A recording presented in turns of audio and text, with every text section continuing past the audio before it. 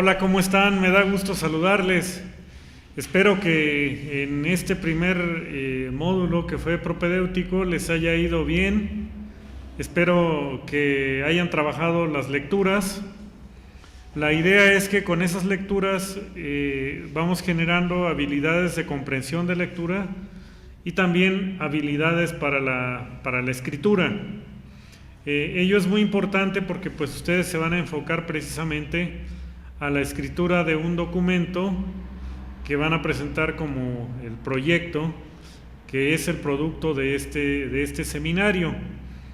Bien, en esta ocasión vamos a iniciar con el módulo Matemáticas Financieras para fines de evaluación de proyectos. En este módulo vamos a estar interactuando el doctor Marcos Portillo Vázquez, con una gran experiencia en la formulación y evaluación de proyectos, y su servidor Miguel Ángel Vargas. Pues este también es de alguna forma un curso propedéutico que sirve precisamente para entender las matemáticas, que son matemáticas muy sencillas, las matemáticas financieras, de tal manera que no se les dificulte a la hora de evaluar los proyectos de manera financiera. Bien, en principio quiero comentarles que en la formulación y evaluación de proyectos es muy común, y así también en la economía, es muy común escuchar el término real y el término corriente.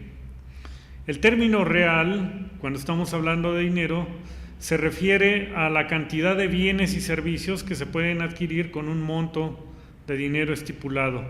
Aquí no importa tanto la cantidad de dinero, sino en realidad lo que importa son los bienes que se pueden adquirir con esa cantidad.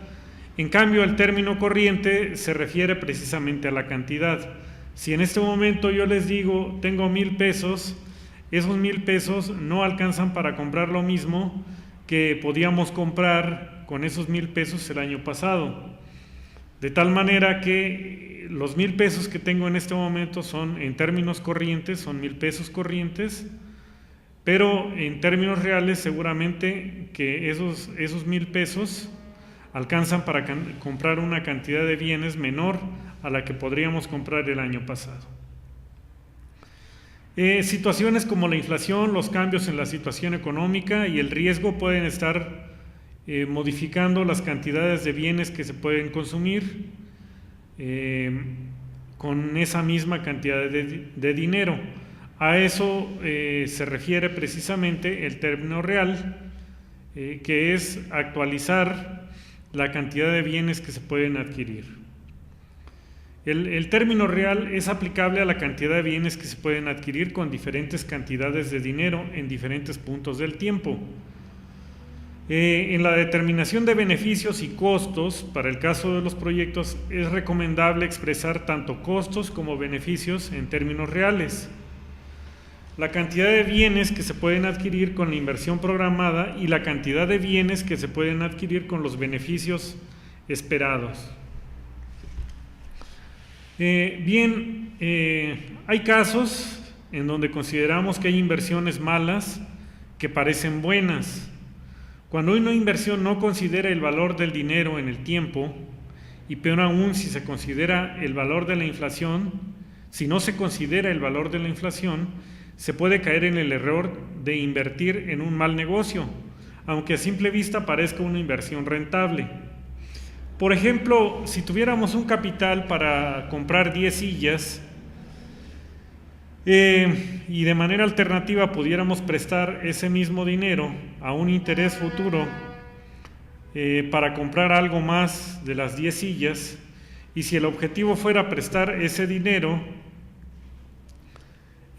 para comprar las sillas a más de una tasa de 10%, es decir, a más del 10% de sillas. Cuando existe inflación, se considera que la tasa de interés que se cobre pueda efectivamente comprar hay que considerar que esa inflación nos está depreciando, devaluando nuestro dinero, de tal manera que tenemos que calcular una cantidad mayor. Digamos que al 10% de sillas que puede obtenerse de forma adicional se le conoce como la tasa de interés real. Es decir, esto es más de lo que significa la inflación.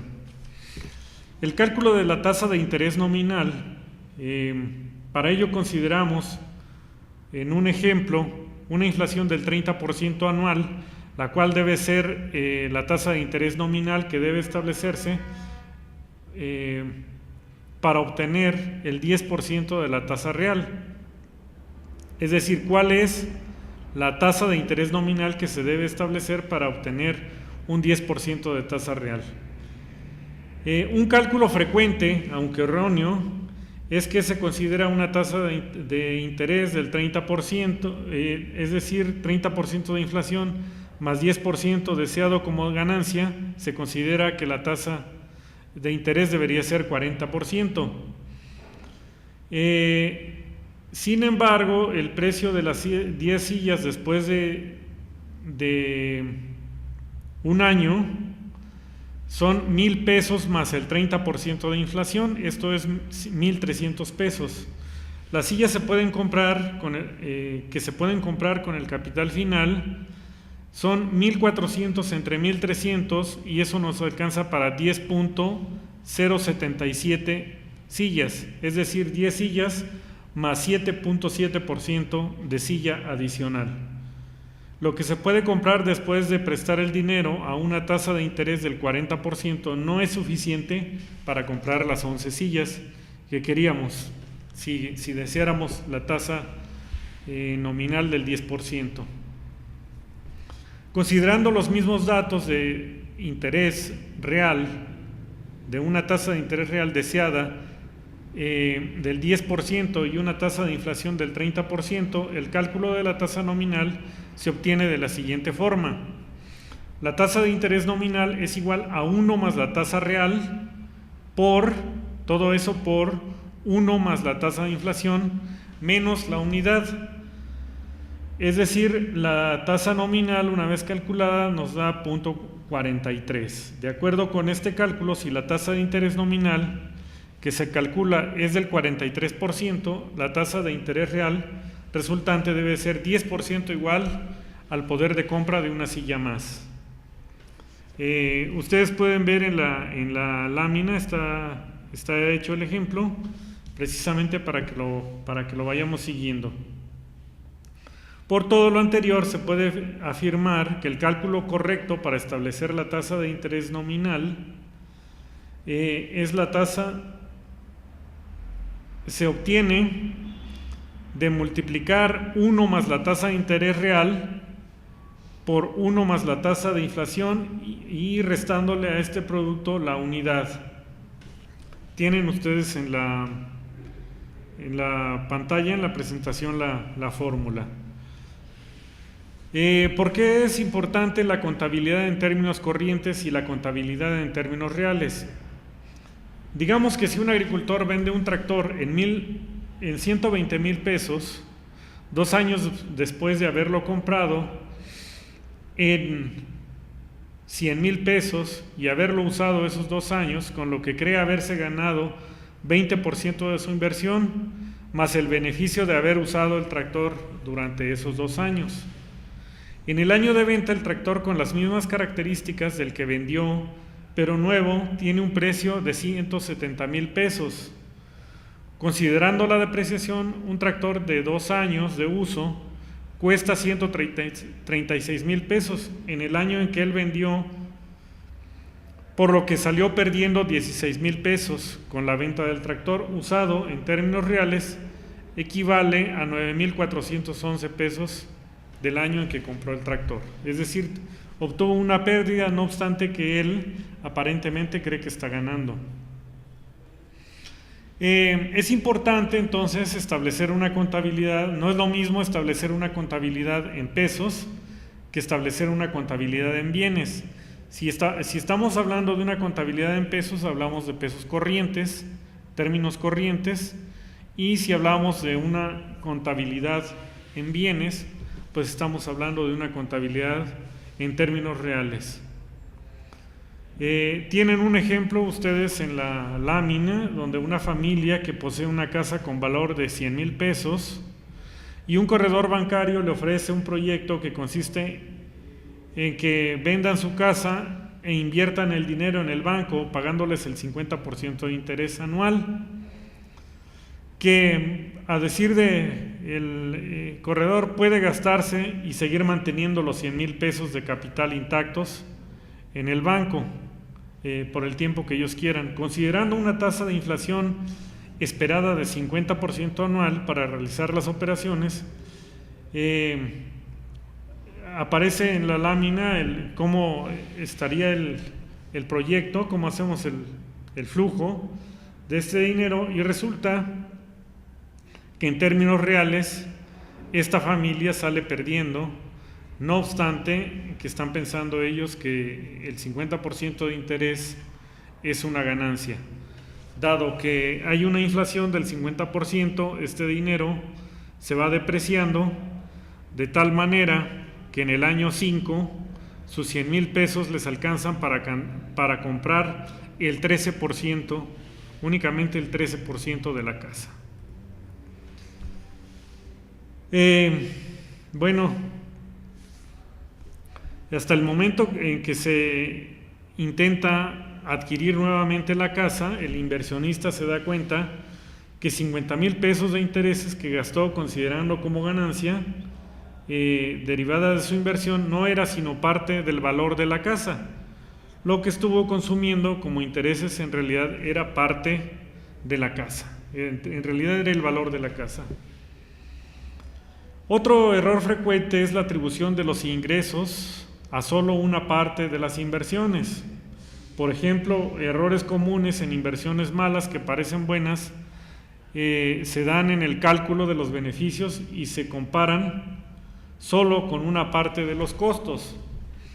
Un productor de pollo que engorda, un productor que engorda pollos construye una nave que le cuesta 50,000 pesos, digamos, que puede utilizar durante 5 años.